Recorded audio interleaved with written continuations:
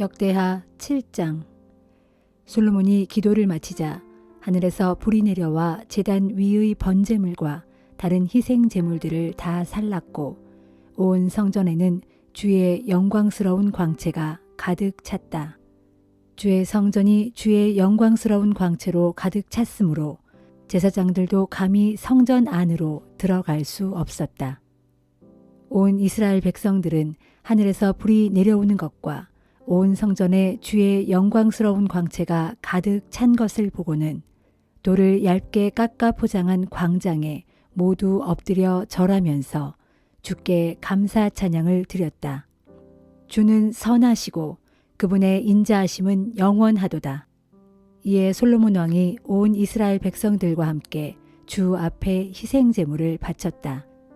이때 솔로몬 왕이 바친 희생 제물은 소가 22,000마리, 양이 12만 마리에 이르렀다.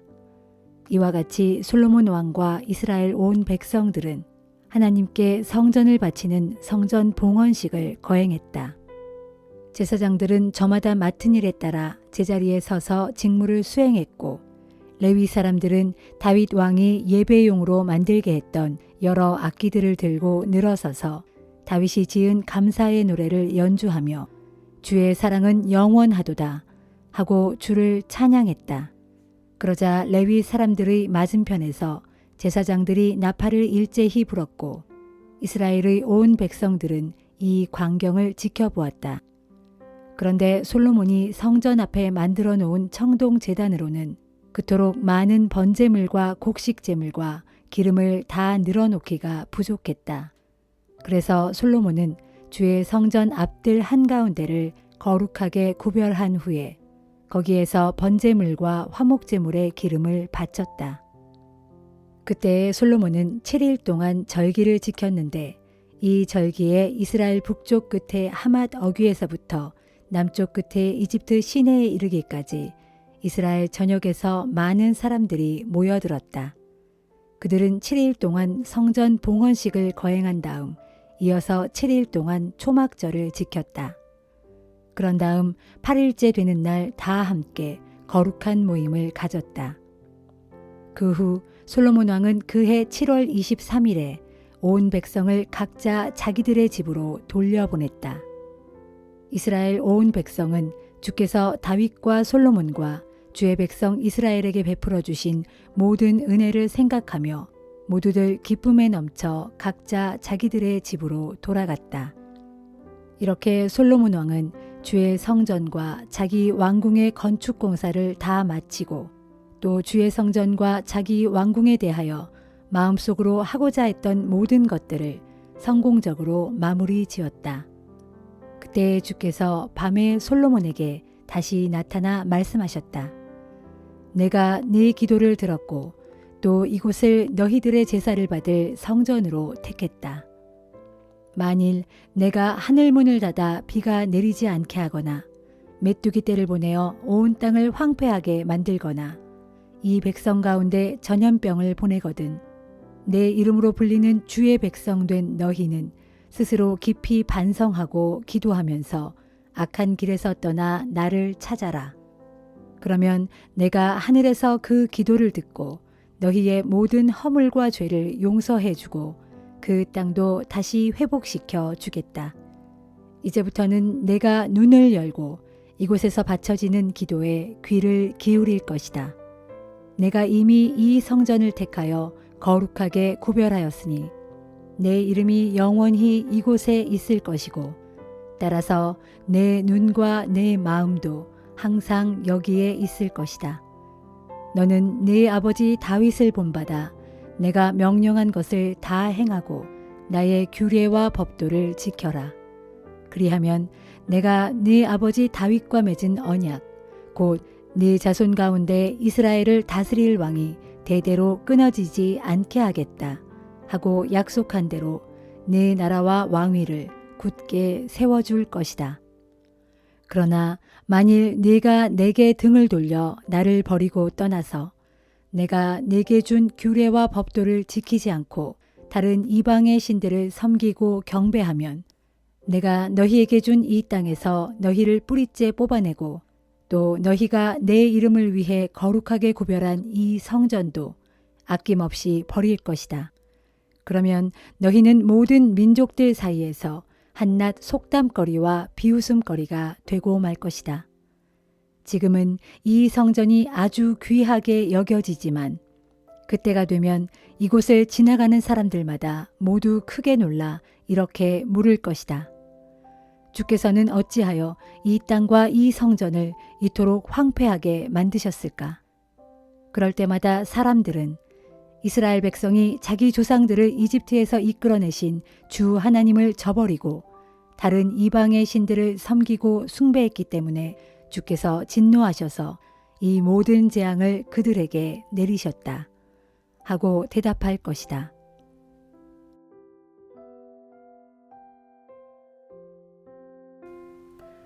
요한이서 1장. 장로인 나 요한은 하나님께 택하심을 받은 부인과 그 자녀들에게 이 편지를 씁니다. 나는 진리 안에서 여러분을 진정으로 사랑합니다. 나뿐만 아니라 진리를 아는 모든 사람들이 다 여러분을 사랑합니다. 그것은 지금 진리가 우리 안에 있고 또 영원히 우리와 함께 할 것이기 때문입니다. 하나님 아버지와 아버지의 아들 예수 그리스도께서 내려주시는 은혜와 자비와 평강이 진리와 사랑 안에서 우리와 함께 있기를 빕니다. 그대의 자녀들 가운데 하나님 아버지께서 우리에게 명하신 계명대로 진리 안에서 행하는 자들이 있다는 소식을 들으니 나는 무척 기뻤습니다. 사랑하는 부인이여, 내가 신신당부하는 바는 우리가 서로 사랑하자는 것입니다. 지금 나는 새 계명을 써보내는 것이 아니라 우리가 처음부터 가지고 있던 계명입니다. 사랑은 이것이니 곧 우리가 하나님 아버지의 계명을 따라 사는 것입니다. 또 계명은 이것이니 곧 여러분이 처음부터 들은 대로 서로 사랑하는 가운데 행하는 것입니다. 거짓 교사들을 주의하십시오. 세상에 속이는 자들이 많이 나타났습니다. 그들은 예수 그리스도께서 육신을 입고 이 세상에 오신 것을 인정하지 않습니다. 이런 자들이야말로 속이는 자들로서 곧 그리스도의 적대자입니다. 그러나 여러분은 삶과 자신을 잘 살펴서 지금까지 우리가 땀 흘려 수고해서 맺은 열매들을 잃지 말고 장차 넘치는 하늘의 상급을 받을 수 있도록 하십시오. 누구든지 그리스도의 가르침 안에 머물러 있지 않고 앞질러 나간 사람은 자기 안에 하나님을 모시고 있지 않는 사람입니다. 하지만 그리스도의 가르침을 잘 따르면서 그분의 가르침 안에 머물러 있는 사람은 하나님 아버지와 그분의 아들을 다 모시고 있는 사람입니다. 누구든지 여러분을 찾아와 이런 가르침을 전하지 않으면 여러분은 그런 자를 집안에 들여놓지도 말고 인사조차도 하지 마십시오. 그런 자에게 인사하는 사람은 그 사람도 그 자의 악한 일에 동참하는 셈이 됩니다. 내가 아직도 여러분에게 쓰고 싶은 말이 많습니다. 그러나 더 이상 펜과 잉크로는 쓰고 싶지 않습니다. 내가 바라는 것은 편지로 써보내는 대신에 내가 여러분에게로 가서 직접 만나 얼굴을 마주하고 말함으로써 서로 간에 충만한 기쁨의 시간을 갖는 것입니다. 하나님께 택하심을 받은 그대 자매의 자녀들이 그대에게 문안합니다. 아멘.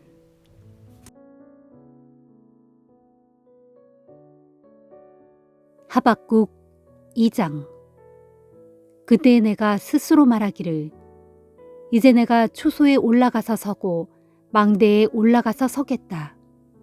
그런 뒤에 주께서 내게 무슨 말씀을 하실지 내가 기다리고 나의 호소에 대해 주께서 어떤 답변을 하실지 내가 지켜보겠다 하였다.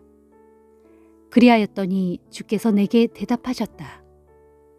너는 내가 내게 보여주는 이 계시의 말씀을 서판에다 큰 글자로 똑똑히 새겨라. 그래서 누구든지 달려가면서도 충분히 읽을 수 있게 하여라. 이 계시의 말씀은 정한 때가 있기에 그때가 이르러야 비로소 이루어진다. 이 계시 말씀이 이루어질 그 끝날은 속히 이를 것인데 끝날에 관한 이 계시 말씀은 결코 거짓된 것이 아니다. 비록 그 정한 때가 더디 오더라도 너는 그때를 참고 기다려라. 그 정한 때는 반드시 오고야 말리니 때가 이르면 조금도 지체 없이 다 이루어질 것이다. 보라, 그들의 마음은 한껏 교만하여 그들에게는 올바름이 없으므로 그들은 살지 못할 것이다. 그러나 오직 의인은 그의 믿음으로 말미암아 살 것이다. 바빌로니아 사람들은 술에 푹 빠진 자들로서 항상 거짓을 일삼으며 그 마음이 교만하여 가만히 있지를 않는다.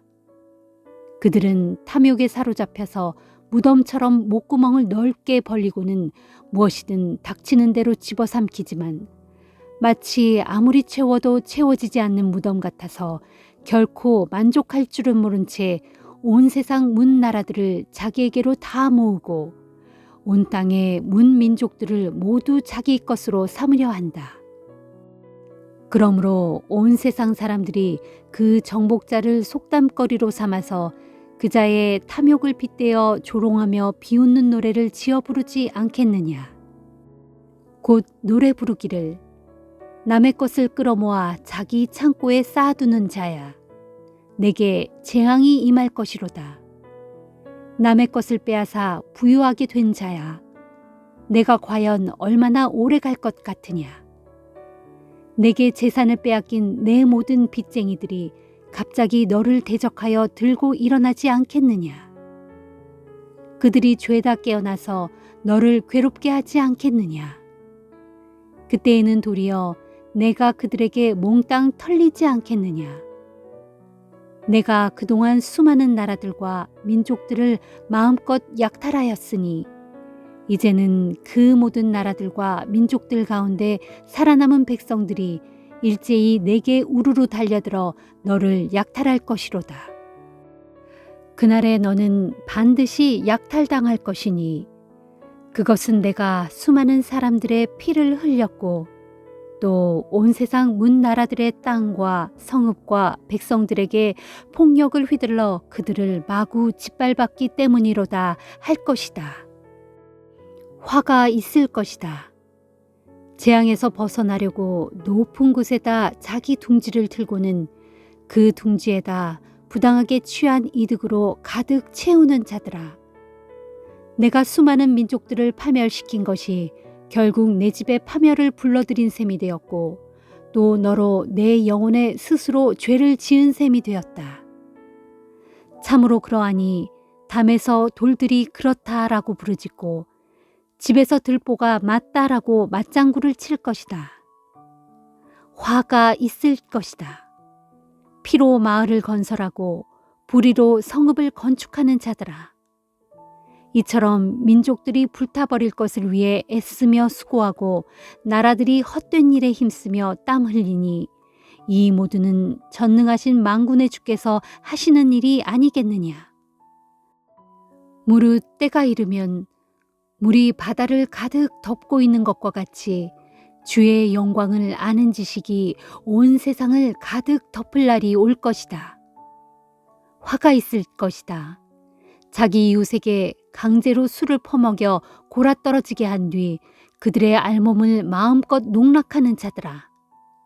내게는 영광 대신에 온갖 수치로 가득 채워질 것이니 이제는 너 역시 술에 취해 골아떨어져 할례받지 아니한 내 알몸을 드러내게 될 것이다.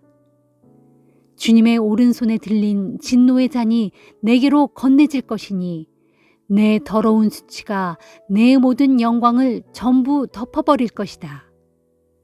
내가 레바논 땅에 가했던 무시무시한 폭력이 이제 내게로 돌아와 너를 덮칠 것이다. 내가 레바논 땅에서 숲속 들짐승들까지 무자비하게 죽인 일과 그 땅 백성들을 쳐서 무수히 피를 흘린 일과 그 땅을 짓밟고 그곳 성읍들을 파괴하며 그곳 성읍의 주민들을 닥치는 대로 사륙한 일들이 내게로 다 돌아와 너를 덮칠 것이다. 깎아 만든 우상이 그 우상을 깎아 만든 사람에게 도대체 무슨 가치가 있겠느냐. 부어 만든 우상은 단지 거짓 스승에 불과할 따름이다. 그 우상을 만든 자가 아무 말도 하지 못하는 이 우상을 의지하고 섬기니 참으로 그 우상이 그 사람에게 무슨 유익이 되겠느냐. 화가 있을 것이다. 한낱 나무 조각을 향해 깨어나소서라고 말하고 한낱 말 못하는 돌덩이들을 향해 일어나소서라고 말하는 자들아. 생각해보라. 그것들이 너를 가르칠 수 있겠느냐. 보라. 그것들은 단지 금과 은을 입힌 목석일 뿐 그 안에는 생명의 숨결이 도무지 없다. 그러나 오직 주께서는 자신의 거룩한 성전에 계시는 분이시니 온 세상 사람들은 그분 앞에서 잠잠하라.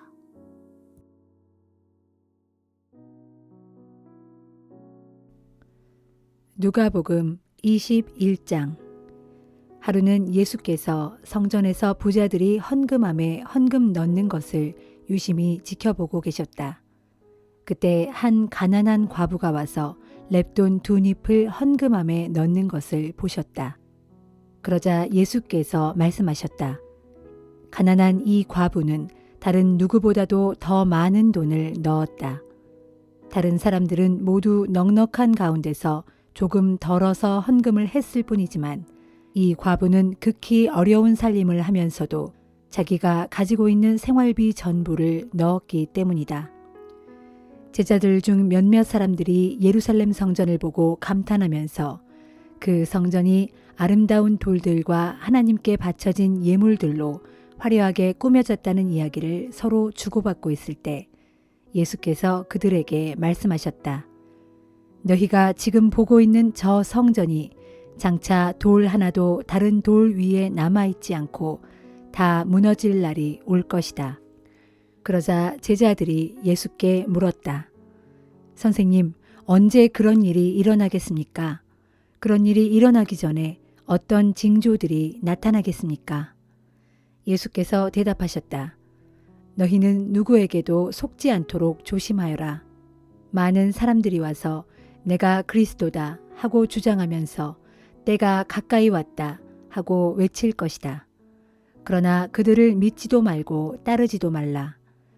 또 전쟁과 난리가 시작되었다는 소문을 듣더라도 놀라거나 두려워하지 말라. 이런 일이 반드시 먼저 일어나야 하겠지만 그렇다고 해서 곧바로 세상 종말이 오는 것은 아니다. 예수께서 계속 말씀하셨다. 민족과 민족이 서로 싸우고 나라와 나라가 맞서 싸울 것이다. 큰 지진이 일어나고 곳곳에서 기근과 전염병이 번지고 하늘에서는 엄청난 징조가 나타날 것이다. 그러나 이 모든 일이 일어나기에 앞서 극심한 박해의 시기가 올 것이다. 사람들이 너희를 끌고 가서 회당과 감옥에 넘겨줄 것이다. 또 내 이름 때문에 너희가 왕들과 총독들 앞에 끌려 나갈 것이다. 그러나 오히려 그것이 사람들에게 나를 증거하는 기회가 될 것이다. 그러므로 너희는 어떻게 너희 자신을 변호할 것인지 미리부터 염려하지 않기로 결심하라. 그때 너희를 대적하는 자들이 반박할 수 없는 말과 지혜를 내가 너희에게 주겠다. 너희의 부모와 형제와 친척과 친구들까지도 너희를 배반하여 너희 가운데 몇 사람을 죽게도 만들 것이다. 너희는 내 이름으로 인하여 모든 사람들에게 미움을 받을 것이다. 그러나 너희는 머리카락 하나도 상하지 않을 것이다. 너희가 굳게 서서 참고 견디면 너희는 영원한 생명을 얻을 것이다. 마침내 예루살렘 성읍이 이방 군대에게 포위당하는 것을 보거든 너희는 그 도성의 파멸이 가까이 이르렀음을 알아라. 그때에 유대에 있는 사람들은 얼른 산으로 도망하여라. 예루살렘 성읍 안에 있는 사람들은 속히 거기서 빠져나가고 시골에 있는 사람들은 예루살렘 성읍 안으로 절대 들어가지 말아라. 그때는 그 도성에 대해 기록된 모든 예언들이 실제로 이루어지는 두려운 징벌의 날이기 때문이다. 그 날에는 아이벤 여자들과 젖먹이 딸린 여자들은 참으로 불행하다. 그 땅에 큰 환란이 임하고 그 백성에게 무서운 진노가 닥칠 것이기 때문이다. 그 백성들은 칼에 쓰러지고 여러 이방 나라들의 포로로 잡혀갈 것이다. 그리하여 예루살렘은 이방 사람들의 시대가 끝날 때까지 이방 사람들의 발에 짓밟힐 것이다. 그리고 그때에는 해와 달과 별들의 뚜렷한 징조가 나타날 것이다. 땅에서는 으르렁거리는 성난 바다와 파도 소리 때문에 모든 민족들이 괴로워하며 혼란스러워 할 것이다. 사람들은 세상에 닥쳐올 끔찍한 재난들을 예상하고 공포에 사로잡혀 기절할 것이다. 천체가 마구 흔들릴 것이기 때문이다. 바로 그때에 사람들은 인자가 큰 권능과 영광에 둘러싸여 구름을 타고 이 땅에 임하는 것을 보게 될 것이다. 그러므로 이런 일들이 일어나기 시작하거든 너희는 일어서서 머리를 높이 들라. 마침내 너희의 구원이 가까이 이르렀기 때문이다. 예수께서 제자들에게 다시 비유로 말씀하셨다. 무화과 나무와 모든 다른 나무들을 보아라. 나뭇가지에 잎이 돋으면 너희는 여름이 가까운 줄을 안다. 마찬가지다. 너희도 이런 일들이 일어난 것을 보게 되면 하나님의 나라가 가까이 이른 줄 알라. 내가 진정으로 너희에게 말한다. 이 세대가 끝나기 전에 이 모든 일들이 다 일어날 것이다. 비록 하늘과 땅은 없어질지라도 내 말은 결코 없어지지 않을 것이다. 너희는 정신을 바짝 차려라. 그렇지 않으면 방탕하고 술 취하고 세상살이에 대한 걱정으로 마음이 짓눌려서 그 날이 뜻밖의 덫과 같이 너희에게 갑자기 닥쳐올 것이다. 그 날은 땅 위에 사는 모든 사람들에게 닥칠 것이다. 그러므로 너희는 앞으로 일어날 이 모든 끔찍한 일들을 겪지 않고 인자 앞에 설 수 있도록 늘 깨어서 기도하라. 예수께서는 낮에는 성전에서 가르치시고 저녁이 되면 올리브산에 가셔서 밤을 지내셨다. 그리고 사람들은 예수의 말씀을 들으려고 이른 아침부터 성전으로 모여들었다.